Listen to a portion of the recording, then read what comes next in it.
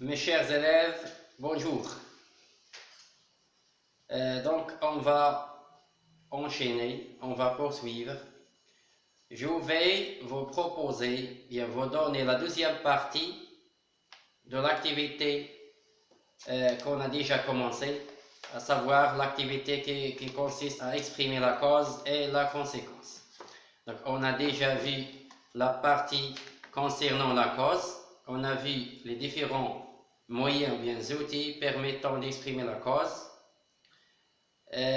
Donc, on a donné plus d'éclaircissements concernant l'utilisation de ces moyens. Maintenant, on passe pour voir la deuxième partie qui concerne la conséquence. Et comme d'habitude, on part à partir des exemples pertinents. Prenez avec moi ces phrases-là. Donc la première phrase plutôt, la première phrase. Tout le monde est menacé par coronavirus, donc on doit rester chez nous.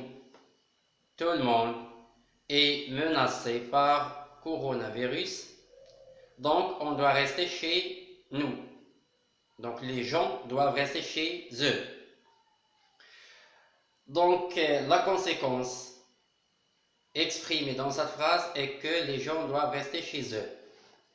On a exprimé cette conséquence à l'aide d'un moyen, ou bien un outil, ou bien un subordonnant exprimant la conséquence. Donc, on a utilisé donc. Comme vous constatez dans la phrase, on doit rester, donc on doit, c'est le présent de l'indicatif. Le subordonnant de conséquence donc est suivi par l'indicatif. On peut remplacer ce moyen par un autre moyen équivalent sans rien changer dans la phrase. Donc on va le remplacer par alors. Donc quand on remplace donc par alors, on ne va rien changer dans la phrase. On dit que tout le monde est menacé par coronavirus, alors on doit rester chez nous. On passe maintenant à la deuxième phrase. Ce détective, c'est-à-dire un enquêteur, ce détective est si intelligent qu'il a pu démasquer le malfaiteur rapidement.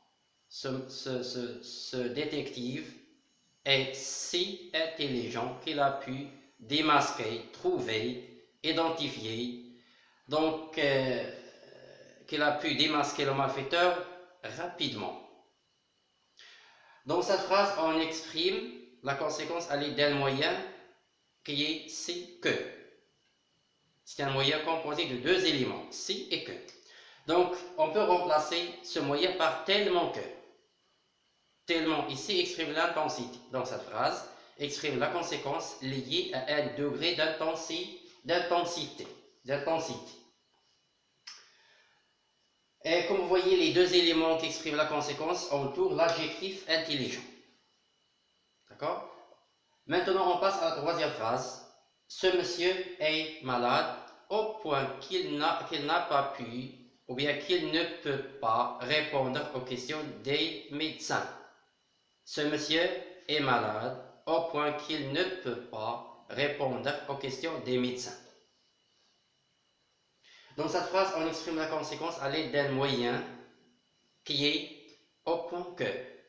Donc, au point que exprime aussi, d'accord, l'intensité. Comme si que et tellement que, au point que exprime aussi l'intensité.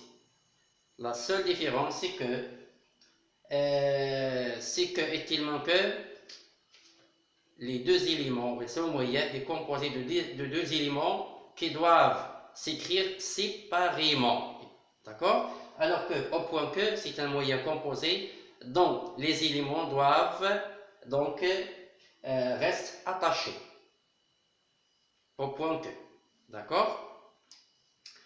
Voilà ce qui concerne la conséquence. Et maintenant, je vous propose de faire l'exercice, la page 153. Je m'entraîne.